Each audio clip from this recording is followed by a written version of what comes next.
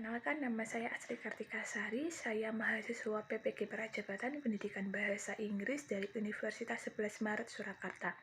Di sini saya akan memberikan elaborasi pemahaman saya terkait Pancasila sebagai entitas dan identitas bangsa Indonesia.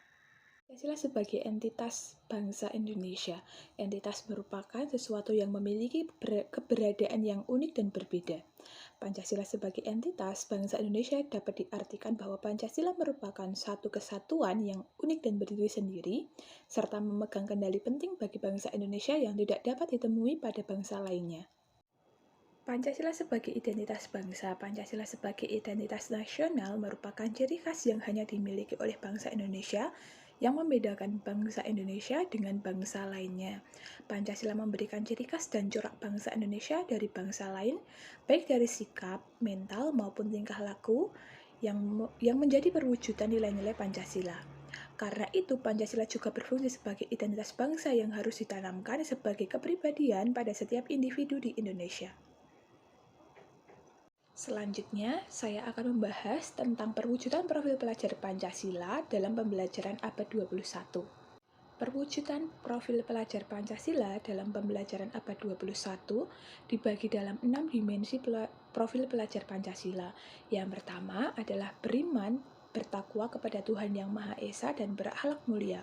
Yang kedua, berkebinekaan global. Yang ketiga, bergotong royong. Yang keempat, kreatif.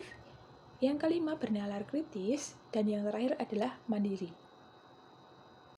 Poin yang pertama, beriman, bertakwa kepada Tuhan Yang Maha Esa dan berakhlak mulia. Pelajar Indonesia yang beriman, bertakwa kepada Tuhan Yang Maha Esa dan berakhlak mulia adalah pelajar yang berakhlak dalam hubungannya dengan Tuhan Yang Maha Esa.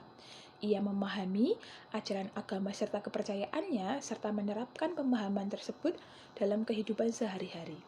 Beriman dan bertakwa kepada Tuhan Yang Maha Esa serta berakhlak mulia meliputi 5 elemen kunci. Yang pertama, akhlak beragama, akhlak pribadi, akhlak kepada manusia, akhlak kepada alam, dan akhlak bernegara. Dimensi yang kedua yaitu berkebinekaan global. Pelajar Indonesia mempertahankan budaya luhur, lokalitas, identitasnya sebagai manusia Indonesia, serta tetap berpikiran terbuka terhadap budaya lain yang ada di sekitar mereka maupun budaya yang berasal dari luar bangsa. Sehingga hal tersebut bisa menumbuhkan rasa saling menghargai dan kemungkinan terbentuknya dengan budaya luhur yang positif dan tidak bertentangan dengan budaya luhur bangsa. Berkebinekaan global meliputi 3 elemen kunci. Yang pertama adalah mengenal dan menghargai budaya sendiri. Yang kedua, kemampuan komunikasi interkultural dalam berinteraksi dengan sesama. Yang terakhir ada refleksi dan tanggung jawab terhadap pengalaman kebinekaan. Poin selanjutnya yaitu bergotong royong.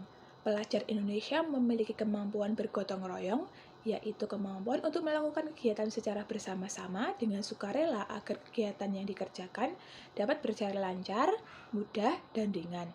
Bergotong royong meliputi 3 elemen kunci. Yang pertama adalah kolaborasi, kepedulian, dan yang terakhir adalah berbagi. Yang selanjutnya adalah kreatif. Pelajar yang kreatif mampu memodifikasi dan menghasilkan sesuatu yang orisinal, bermakna, bermanfaat, dan berdampak bagi diri mereka sendiri maupun lingkungan sekitar. Pelajar yang kreatif meliputi 2 elemen kunci. Yang pertama, menghasilkan gagasan orisinal dan menghasilkan tindakan yang orisinil. Bernalar kritis. Pelajar yang bernalar kritis mampu secara objektif memproses informasi, baik kualitatif maupun kuantitatif, membangun keterkaitan antar berbagai informasi, menganalisis informasi, mengevaluasi, dan menyimpulkan informasi tersebut.